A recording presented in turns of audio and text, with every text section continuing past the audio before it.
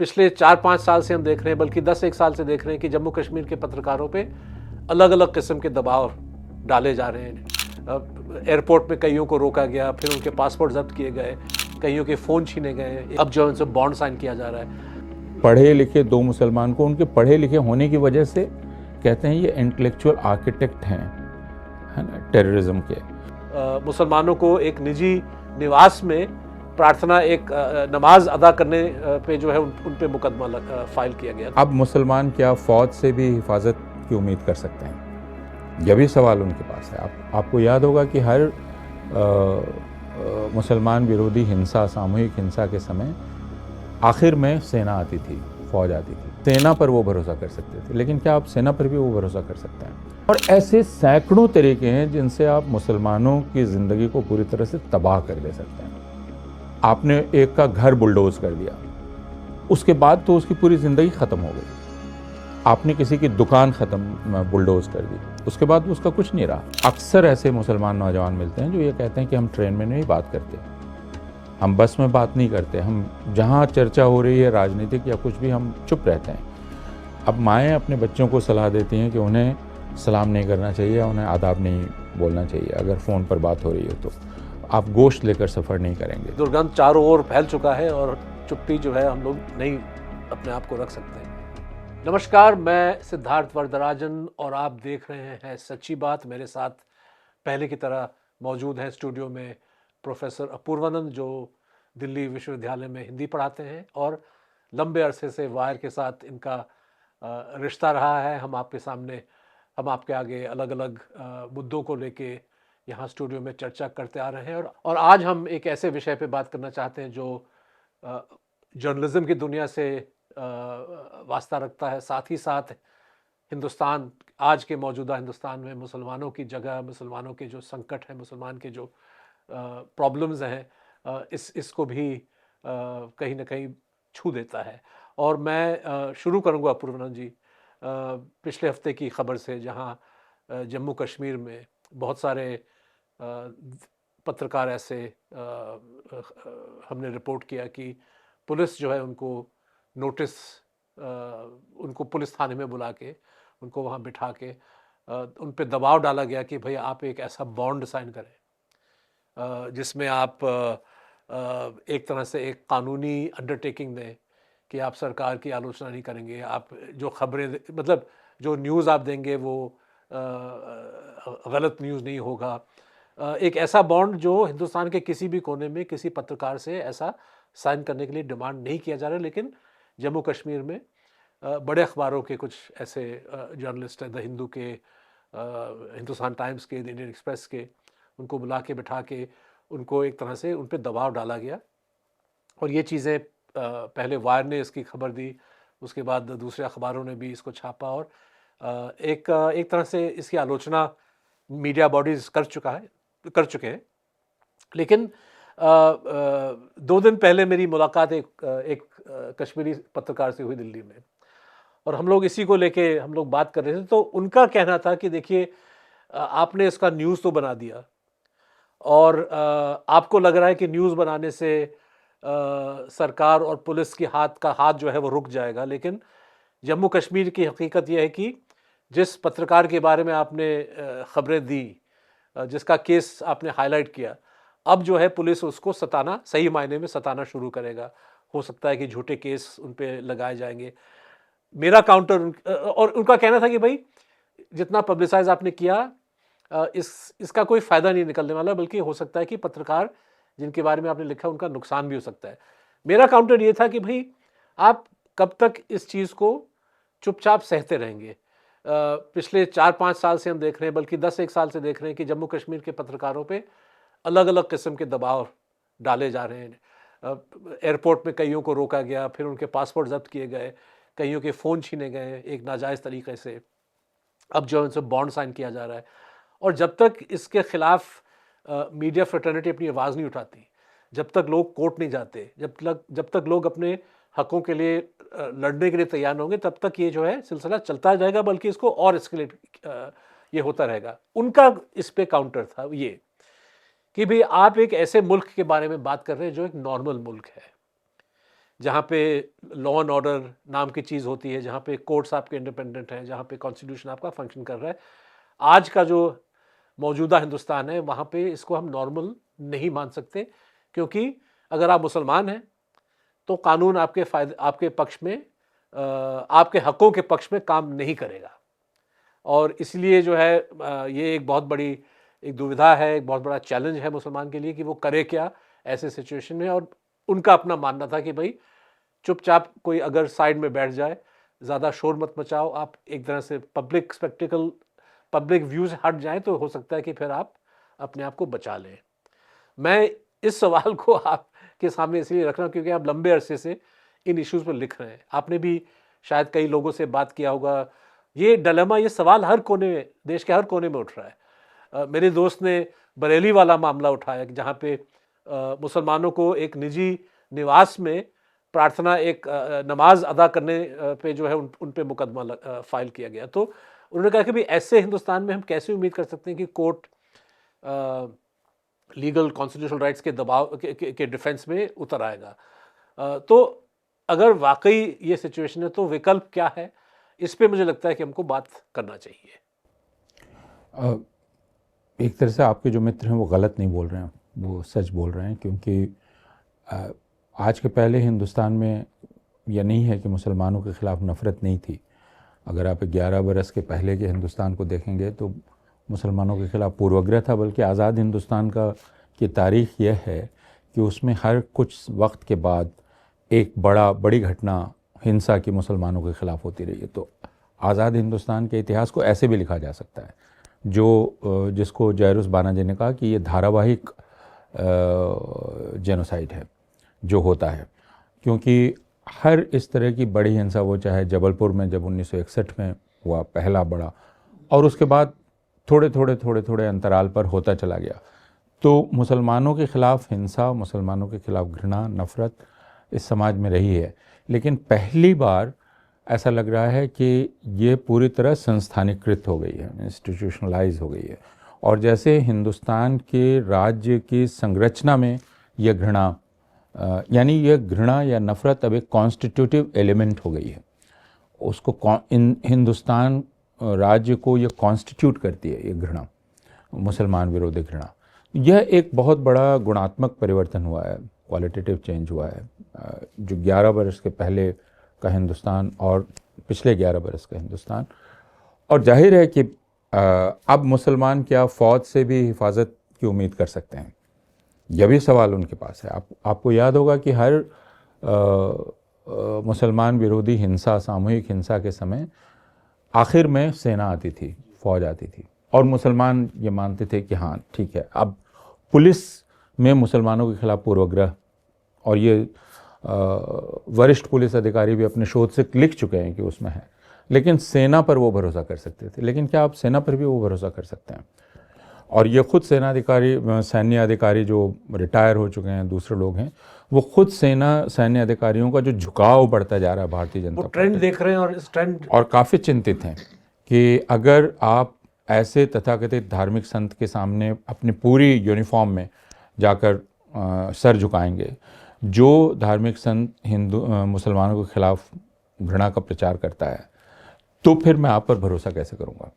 आप एक army chief के रूप में, एक आर्मी ऑफिसर के रूप में उसके सामने खड़े। तो यह तो एक बहुत बड़ी तब्दीली है जिसमें माफ़ कीजिए, दर्शकों को मैं क्लैरिफाई करना चाहूँगा कि हम सिर्फ एक मामूली सा साधु संत के बारे में बात नहीं कर रहे। कुछ ऐसे लोग हैं जैसे बागेश्वर बाबा जो हैं, इनके बारे, मतलब इनका बयान जो है एक तरह से एक जहरीला बयान बार बार देते रहते हैं, हमेशा हिंदुस्तान को हिंदू राष्ट्र घोषित करने पे लगे हुए रहते हैं। इनके दरबार में जब फौजी जब सैनिक जाते हैं और तो ये एक अलग मैसेज, और पूरी वर्दी में जा रहे हैं, बिल्कुल वर्दी में जा रहे हैं, फौजी नहीं जा रहे हैं, सैन्य प्रमुख जा रहे हैं, बागेश्वर नाथ के नहीं, लेकिन एक दूसरे शंकराचार्य के इसमें गए थे। तो उसके बाद तो भरोसा पूरी तरह से उठ जाता है। अदालतों का रुख यह है कि मुसलमान अगर ज़ुबान से कुछ भी निकाले तो आप उसको, या ज़ुबान से नहीं भी निकाले, जैसे उमर खालिद का मामला आप देख लें, तो अदालत ने क्या कहा कि वो नहीं बोल रहा था क्योंकि वो बहुत शातिर दिमाग था, उसके दिमाग में कुछ चल रहा था, तो अब यह अदालत उसके दिमाग के भीतर घुसकर जो उसने नहीं कहा वह निकाल रही है कि यह वो कहता, लेकिन नहीं कहा क्योंकि वो शातिर दिमाग है और पढ़ा लिखा है।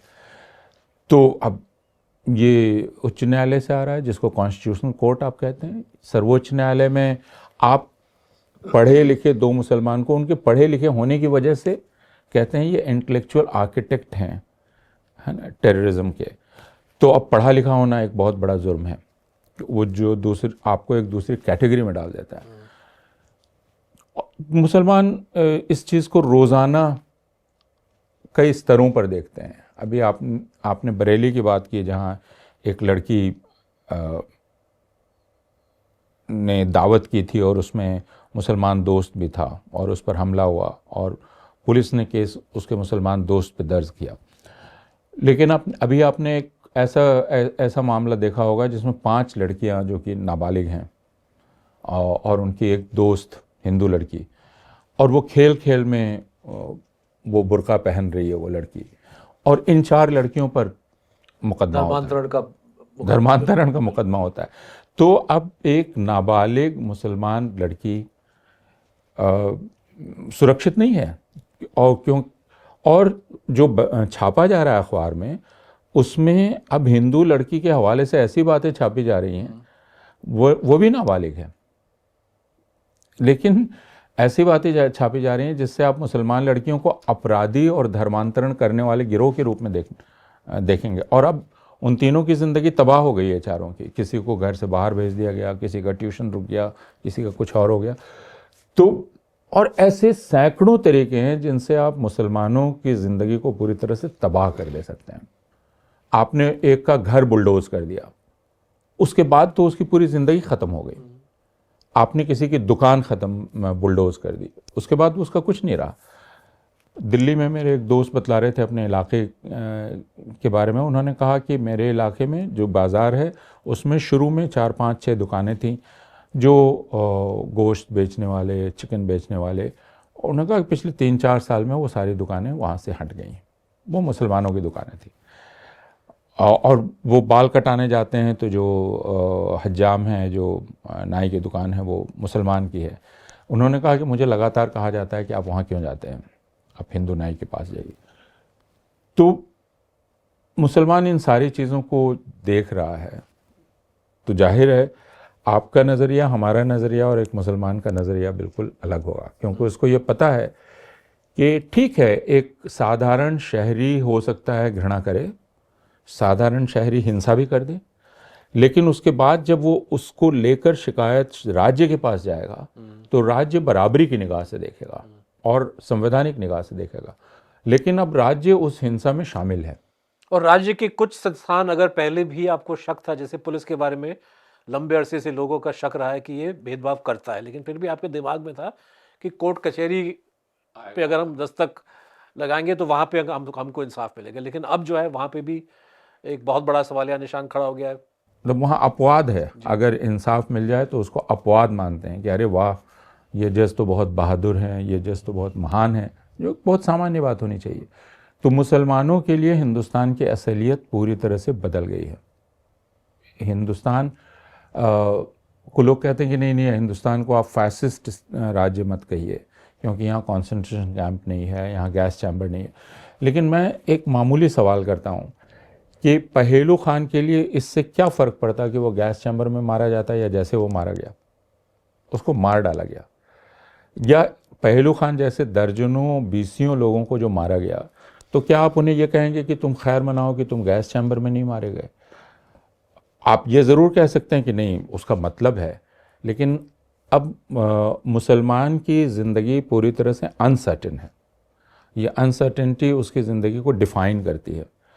और अनसर्टेनिटी का मतलब ये है कि बहुत बड़े तादाद में हिंसा होने की जरूरत नहीं है। कहर जो है बिल्कुल रैंडम छोटे मोटे इंसिडेंट से भी आप बहुत बहुत विशाल तरीके से आप कहर फैला सकते हैं, कहर और आतंक डाल सकते हैं, और उनको आप खामोश कर दे सकते हैं, बल्कि वो खुद को इनविजिबल करने की कोशिश करेंगे कि वो कहीं दिखे नहीं। और ये अपने आप में बहुत अपमान की बात है, क्योंकि जमहूरियत में हम दिखना चाहते हैं, हम बोलना चाहते हैं। लेकिन मुझे अक्सर ऐसे मुसलमान नौजवान मिलते हैं जो ये कहते हैं कि हम ट्रेन में नहीं बात करते, हम बस में बात नहीं करते, हम जहाँ चर्चा हो रही है राजनीतिक या कुछ भी हम चुप रहते हैं। अब माएँ अपने बच्चों को सलाह देती हैं कि उन्हें सलाम नहीं करना चाहिए, उन्हें आदाब नहीं बोलना चाहिए, अगर फ़ोन पर बात हो रही हो तो आप गोश्त लेकर सफ़र नहीं करेंगे। ये सारी सावधानियाँ अब मुसलमान अपने साथ बरतने लगे हैं। तो उसके बाद भी अगर हम ये मानते हैं कि नहीं हिंदुस्तान में सब कुछ सामान्य है, तो हम खुद को धोखा दे रहे हैं।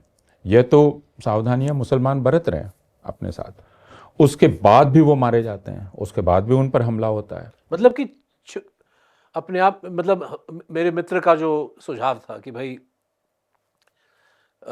न सिर्फ कश्मीर की अगर हम बात करें, सारे हिंदुस्तान में मुसलमानों के साथ नाइंसाफ़ी हो रहा है, लेकिन हम उम्मीद रखना छोड़ दें कि भाई हमको इंसाफ मिलने वाला है। इसीलिए रास्ता ये है कि भाई चुपचाप अपनी ज़िंदगी काटो और एक तरह से अपने आप को इनविजिबलाइज करो। लेकिन मुझे लगता है कि ये भी कोई उपाय नहीं है। ये उपाय नहीं है और इसको भी मुसलमान कबूल नहीं कर रहे हैं। तो अगर सच्चाई ये है कि मैं बिल्किस बानो को कैसे भूल जाऊं। बिल्किस बानो तो एक इतने हॉस्टाइल माहौल में लड़ी मुकदमा, एक वो निरक्षर औरत थी, उसका पति भी शिक्षित नहीं था, तो किस हिम्मत के बल पर उन्होंने 20 साल से 15 साल मुकदमा लड़ा, जगह बदलते हुए 15 साल, क्योंकि इंसाफ उनके लिए सबसे महत्वपूर्ण था। और गुजरात के हालात हम जानते हैं, जहां लालच, धमकी सब कुछ दी जा रही है कि आप मुकदमा वापस ले लीजिए, और कई मामलों में है। राहुल भाटिया की किताब में पढ़ रहा था, आइडेंटिटी प्रोजेक्ट, जो दिल्ली हिंसा, जिसमें एक हिस्सा दिल्ली हिंसा पर आधारित है, और वे एक गवाह की बात करते हैं, नासिर या निसार, जो लगातार पेशी में आता है और वो बहुत सारे खतरे उठाकर आता है। या मॉब लिंचिंग में जो 20 लोग मारे गए हैं, उनके परिवार अभी तक अदालत में हैं, उनमें किसी ने समझौता नहीं किया, कोई डर के नहीं हटा, कोई पीछे नहीं हट चला गया, जबकि वो जानते हैं कि वो एक हॉस्टाइल कोर्ट में हैं, एक हॉस्टाइल माहौल में हैं। ख़ासकर जब छोटी अदालतों में आप जाते हैं तो मैंने ये देखा है कि गुंडे मवाली अदालत में होंगे जो आपको घेर लेंगे और खौफ का माहौल हो जाएगा। उस बीच में अदालत में जाना, खड़े रहना है, इसके लिए बहुत हिम्मत चाहिए हिंदुस्तान में आज। और मुसलमानों ने पिछले 11 साल में यह गज़ब की हिम्मत और धीरज दिखलाया है। वो ये कह रहे हैं कि हम आइन में यकीन रखते हैं, हम संविधान में यकीन रखते हैं, मुसलमानों का कोई वायलेंट रिएक्शन, और ये बात हम बहुत जिम्मेदारी के साथ कह रहे हैं। ये अगर मैं अपनी बात छोड़ दूं तो आज से 100 साल पहले प्रेमचंद, जो हिंदी के और उर्दू के सबसे बड़े लेखक हैं, प्रेमचंद 100 साल पहले कह रहे हैं, और वो हिंदुओं और मुसलमानों के सिलसिले में ही कह रहे हैं। और वो कह रहे हैं मुसलमानों के बारे में, और वो हिंदुओं से कह रहे हैं कि कोई भी कौम लंबे वक्त तक और इतनी ज़िल्लत बर्दाश्त नहीं कर सकती। ये 1920-22 की बात है। तो मैं प्रेमचंद की बात को ले रहा हूँ, अपनी बात नहीं। कि कोई भी कौम इतने लंबे वक्त तक ये ज़िल्लत बर्दाश्त नहीं कर सकती, वो विद्रोह करेगी। लेकिन मुसलमानों का तरीका एक धीरज के साथ इंसाफ के संघर्ष का तरीका है। वो उसमें उनके साथ बाकी लोग भी हैं, हिंदू भी हैं, वकील और तमाम लोग। लेकिन ये नहीं कि मुसलमान चुप हो गए, घबरा कर घर के अंदर घुस गए, और वो बीच बीच में अगर सामूहिक प्रदर्शन, उनको पता है कि सामूहिक रूप से सड़क पर उतरने की सज़ा उनके लिए क्या है, फिर भी आई लव मोहम्मद तो किसी ने लगाया जी। वो इतना अहमक नहीं होगा कि उसको नहीं मालूम होगा कि, और उसको क्रिमिनलाइज करने का पूरा सिलसिला चला। अब आप मुझे ये बताइए कि आई लव मोहम्मद अगर मैं लगाता हूं तो उससे दूसरा क्यों ऑफेंड हो रहा है? आई लव मोहम्मद का मतलब मैं आपसे नफरत करता हूं तो नहीं है, लेकिन आई लव मोहम्मद लगाने से हिंदुओं की भावना आहत हो गई। क्यों? दूसरे पुलिस ये कह रही है नहीं, ये नई रवायत खड़ी की जा रही है। अरे फिर वो कहते हैं कि आपके घर में अगर 10 लोग नमाज पढ़ रहे हैं, ये नई रवायत आप पैदा कर रहे हैं। क्या मतलब है इसका? ये मेरी समझ की बात। रवायतें तो मतलब हम दिल्ली में 30-40 साल से हैं। 30-40 साल पहले बहुत सारे ऐसे त्योहार नहीं मनाए जाते थे। छठ पूजा 40 साल पहले दिल्ली में नहीं दिखता था आपको। तो अगर अगर कोई कहना शुरू करे कि भाई ये नई रिवायत शुरू हो गई है, इस पे पाबंदी, इस पे रोक लगाना चाहिए। छठ पूजा क्यों होनी चाहिए? गणेश जो गणेश पूजा है, वो गणेश पूजा तो महाराष्ट्र की चीज़ थी और कुछ इलाकों की थी, अब वो अखिल भारतीय है। तो कोई कहे ये रिवाज क्यों आ रहा है, ये नई चीज़ क्यों आ रही है, लेकिन मुसलमानों को आप कहते हैं नहीं, आप ये नई रवायत नहीं लगा सकते। आई लव मोहम्मद नई रवायत है, 10 लोगों का नमाज़ पढ़ना घर में अपने घर के भीतर नई रवायत है, ये आप नहीं कर सकते।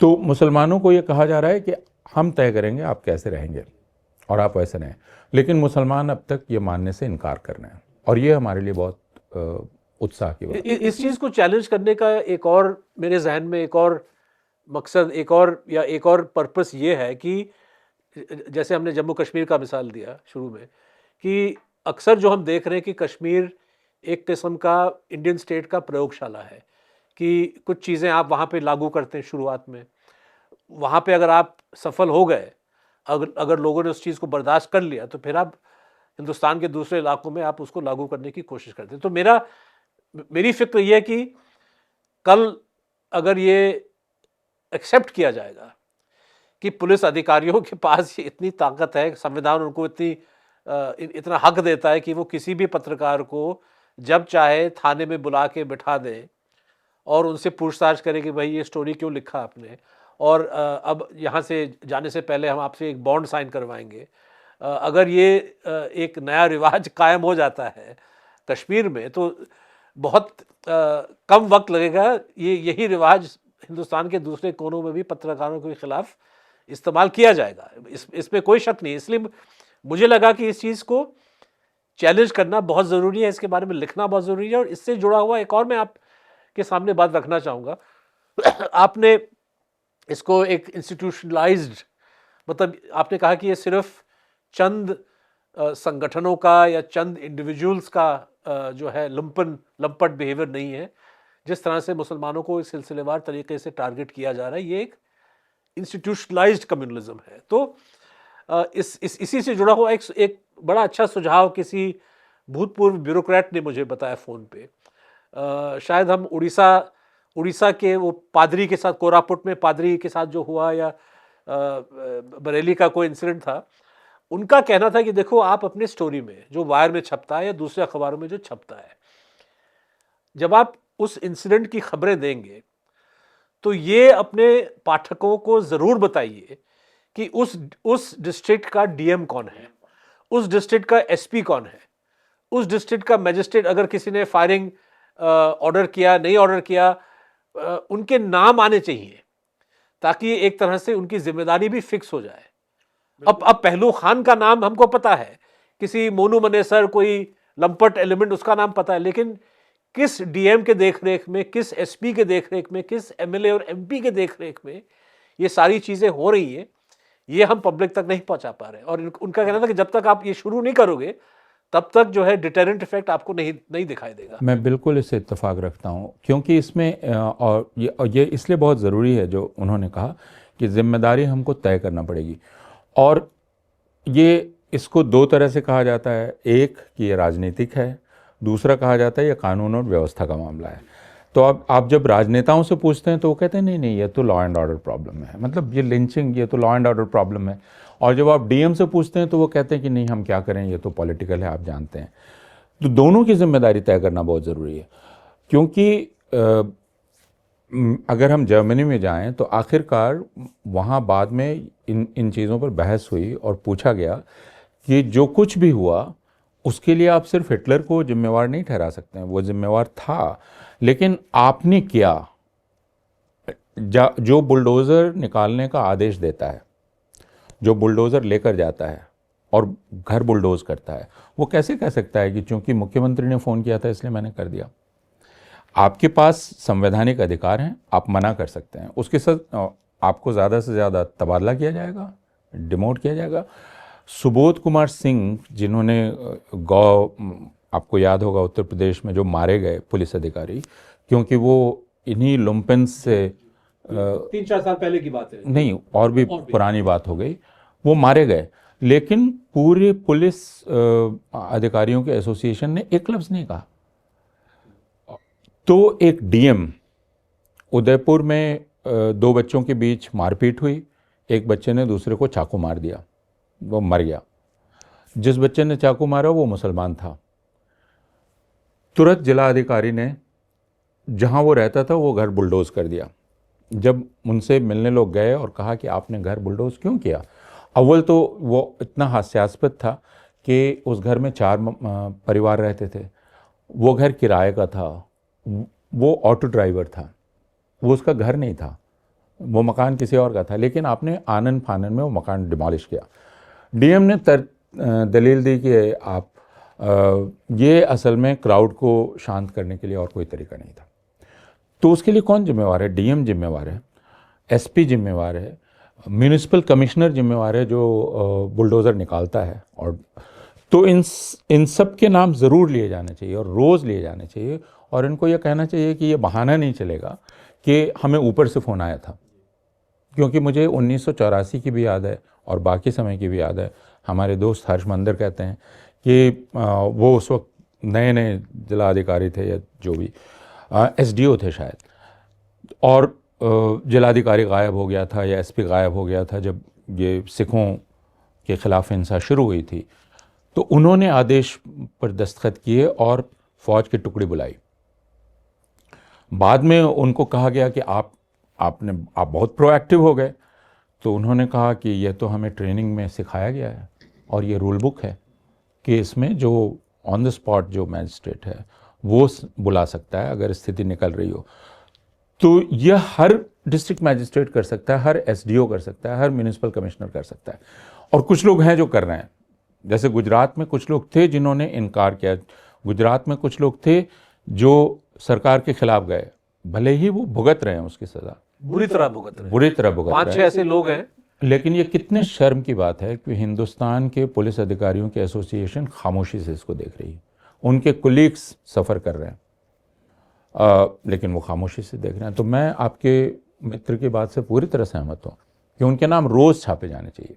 इनकी निगरानी में हुआ, इनकी निगरानी में हुआ।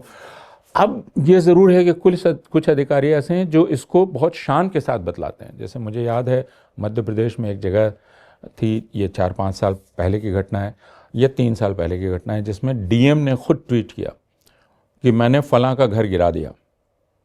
उसने ट्वीट किया, जबकि उस शख्स ने जो शादी की थी उसको हाईकोर्ट ने प्रोटेक्शन दिया था। ये इंटरफेथ मैरिज थी, एक मुसलमान मर्द और हिंदू औरत। उसका घर नहीं था, उसके चाचा का घर था, उसके पिता का घर था, और डीएम ट्वीट कर रहा है कि मैंने उसका घर गिरा दिया। तो उसको सजा होनी चाहिए। और इसका उपाय यह है कि कोई ना कोई जाके, जिस जज साहब ने, जिस कोर्ट ने ये फैसला सुनाया कि आप इस तरीके से एज अ पनिशमेंट किसी का मकान नहीं तोड़ सकते, उस कोर्ट में जाके कोई सज्जन वहाँ जाके केस दर्ज कराए, इस साहब का नाम दें उसमें जहाँ पे उन्होंने कबूल किया। और मतलब कहने का मतलब कि जितना हम ज़्यादा प्रोएक्टिव रहें, जितना इन्फॉर्मेशन हम दर्शकों तक, पाठकों तक पहुँचाएं, जितना अकाउंटेबिलिटी हम फिक्स कर पाएँ, मुझे लगता है कि इस लड़ाई में उतना ही फ़ायदा मिलेगा। बिल्कुल। अब जैसे देखिए अदालत, मैं पिछले 3-4 दिन से ये सोच रहा था, असम में क्या हो रहा है। असम का मुख्यमंत्री कह रहा है कि मैं परेशान करूंगा, खुल के वो बोल रहा है उत्पात करूंगा मियाँ लोगों के साथ, मैं उनको काबू में रखने के लिए करूंगा। इस पर सो मोटो कॉग्निजेंस होना चाहिए, वो नहीं हुआ है। तो क्या ये सिर्फ असम के लोगों को ही इस पर सुप्रीम कोर्ट जाने का हक होना चाहिए, या सुप्रीम कोर्ट जाने पर क्या सुप्रीम कोर्ट को यह कहना चाहिए कि आप असम हाई कोर्ट जाइए? ये तो पूरा ब्रेकडाउन है कॉन्स्टिट्यूशनल ऑर्डर का, अगर एक मुख्यमंत्री ये कर रहा है, और इसके रिप्रिकॉशंस पूरे हिंदुस्तान के लिए। तो क्यों नहीं दिल्ली का एक शख्स जा सकता है? हमें यह बात अब सुप्रीम कोर्ट में तकरीबन रोज़ कहनी पड़ेगी। जैसे वो कह रहे हैं कि हम तंग करेंगे, तो यह हमें रोज़ जाके किसी न किसी वकील को कहना पड़ेगा कि यह मसला है, आप नहीं सुनेंगे तो आप ठीक है हिंदुस्तान को डिसबैंड कर लीजिए। जिस तरह से उत्तर प्रदेश के एक मंत्री ने कहा कि सलमान खान को फांसी पे चढ़ा देना चाहिए, और फिर उन्होंने कहा कि नहीं मुझसे गलती हो गई, कहने का मतलब था कि शाहरुख खान को चढ़ा, मतलब कि उनकी गलती भी जो है वो पीछे नहीं हट रहे। मतलब जो इलीगल एक उनका जो कॉल है, एक तरह से it's a call for murder. मतलब आप एक मंत्री हैं और आप ऐसा अनाउंस कर रहे हैं कि भाई इनको फांसी पे चढ़ा देना चाहिए, तो ये तो एक तरह से आप उनके कत्ल का एक ऐलान, एक कॉल कर रहे हैं। उसके बाद उनको मंत्री रहने का हक नहीं है, लेकिन अब तक कोई कोर्ट नहीं गया। मैं हमेशा ये कहता हूँ कि हमें खामोश नहीं रहना चाहिए। हम हर बार एक हार लेकर आए, हम हर बार एक ना लेकर आए। जैसे मुझसे कुछ लोग कहते हैं कि हम उन्हें बुलाना चाहते थे सेमिनार में, लेकिन हमें मालूम है कि इजाज़त नहीं होगी, तो इसलिए हम उनका नाम प्रस्तावित नहीं कर। मैंने कहा नहीं, आप प्रस्तावित कीजिए और अथॉरिटीज़ से नो लेकर आइए। ये नो कोई ह्यूमिलिएशन नहीं है उस व्यक्ति का जिसका नाम को नो का, बल्कि ये एक रिकॉर्ड बन रहा है कि ये किया था अथॉरिटीज़ ने। और इसी तरह अदालत से हर बार हम हार के लौटें, मुझे इसमें कोई दिक्कत नहीं है। लेकिन लड़े तो सही। हाँ, लेकिन सवाल तो उठाए। हाँ, क्योंकि हमेशा हम लोग कहते हैं आने वाली नस्लें, आने वाली पीढ़ियाँ, तो वो तो पूछेंगी ना कि आप क्या कर रहे थे। जर्मन्स ने पूछा कि आप क्या कर रहे थे अपने माँ बाप से, आप कैसे वो धुआं नहीं देख रहे थे जो उठ रहा था गैस चैम्बर से, आप तो पार्टी कर रहे थे उसके बगल में, वहाँ से मांस के टुकड़े भी उड़ के गिर रहे थे। हमने ऐसी फिल्में देखी हैं और संस्मरण पढ़े हैं। आप ये कैसे कह सकते थे कि आपको वो दुर्गंध महसूस नहीं हुई? तो इसलिए हमें तो मतलब हार का ही सिलसिला, लेकिन उसमें जाना चाहिए, उस संघर्ष में जिसमें हम दुर्गंध चारों ओर फैल चुका है और चुप्पी जो है हम लोग नहीं अपने आप को रख सकते। मुझे लगता है कि इसी नोट के साथ हम इस डिस्कशन को ख़त्म करते हैं। बहुत बहुत शुक्रिया। द वायर के और वीडियोस देखने के लिए सब्सक्राइब करें और बेल आइकन पर क्लिक करें। स्वतंत्र पत्रकारिता की आर्थिक मदद करने के लिए डिस्क्रिप्शन में दिए गए लिंक पर जाएं और अपनी राशि चुनें।